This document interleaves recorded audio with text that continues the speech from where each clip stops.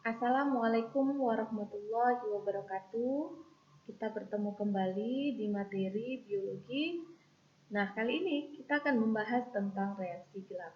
Untuk lebih lengkapnya, silakan simak terus pembahasan berikut ini. Nah, kamu tahu nggak mengapa kita menghirup oksigen, sementara pada tumbuhan menghirup karbon dioksida? Untuk bisa menjawabnya, maka kamu harus tahu dulu bagaimana tumbuhan menggunakan CO2 pada tahapan kedua fotosintesis, yaitu tahapan reaksi gelap. Reaksi gelap disebut juga dengan siklus Kelvin. Nah, kenapa dikatakan reaksi gelap? Karena pada prosesnya tidak memerlukan cahaya matahari secara langsung. Sementara siklus Kelvin dikarenakan penemunya adalah Melvin Ellis Kelvin.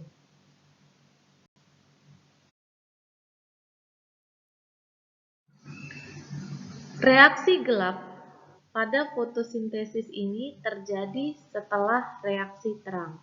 Mengapa? Nah, perhatikan, kalau kita ingat kembali, maka reaksi terang itu menghasilkan ATP dan NADPH.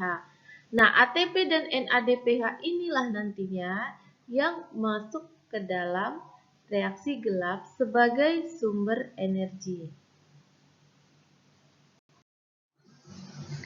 Berikutnya kita akan melihat di mana terjadinya proses reaksi gelap. Nah, reaksi gelap ini berlangsung di dalam kloroplas. Ya, jadi lihat ini adalah struktur kloroplas. Berlangsung di dalam kloroplas. Pada kloroplas yaitu tepatnya di bagian stroma. Nah, jadi pada bagian stroma ini terjadi reaksi gelap. Nah, kita akan lanjutkan materi kita tentang siklus Kelvin. Pada siklus Kelvin ada 3 tahapan. Yang pertama adalah fiksasi, kedua adalah reduksi, dan ketiga adalah regenerasi. Untuk lebih lengkapnya, silakan amati diagram berikut ini. Kita akan lanjutkan tahapan pada siklus Kelvin.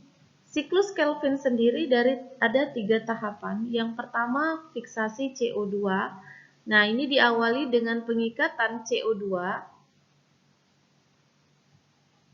dan senyawa RUBP atau ribulosa bifosfat oleh enzim yang namanya Rubisco. Nah, akibat dari fiksasi ini nanti terbentuklah di sini 12 molekul, nah ini bisa dilihat ya, 12 molekul asam fosfogliserat atau yang biasa disingkat dengan PGA. Tahap berikutnya adalah reduksi senyawa PGA. Tahap reduksi senyawa PGA, fosfat akan diterima dari ATP. Nah, reduksinya ya, jadi akan diterima oleh ATP. Hal ini akan mengakibatkan terbentuknya senyawa 1,3 bifosfogliserat. Nah, di sini bisa terlihat ya, 1,3 bifosfogliserat. Nah, lalu direduksi oleh NADPH. Nah, NADPH tadi beserta ATP adalah energi yang diperoleh dari reaksi terang. Nah, diubah menjadi senyawa yang namanya phosphoglyceraldehyde atau PGAL. Nah, di sini ya PGAL. PGAL yang terbentuk akan digunakan sebagai bahan baku untuk glukosa dan pembentukan RUBP. Nah, kita lihat di sini ada 12 molekul fosfogliserat. Nah, dari 12 molekul fosfogliserat, 2 molekul fosfogliserat yang akan menjadi 1 molekul glukosa. Sementara 10 molekul fosfogliserat akan digunakan kembali untuk membentuk yang namanya RUBP atau ribulosa bifosfat. Nah, di sini. Selanjutnya yang ketiga. Yang ketiga itu adalah regenerasi RUBP atau ribulosa bifosfat. Nah, senyawa PgAl, nah di sini tadi ya PgAl yang menerima fosfat dari ATP akan diubah kembali. Nah, di sini diubah kembali menjadi RUBP. Nah, itulah proses yang terjadi pada siklus Kelvin.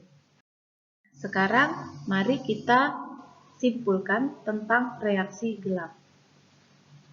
Reaksi gelap merupakan salah satu reaksi pada fotosintesis yang berlangsung di dalam stroma dan tidak memerlukan cahaya matahari secara langsung sebagai sumber energinya.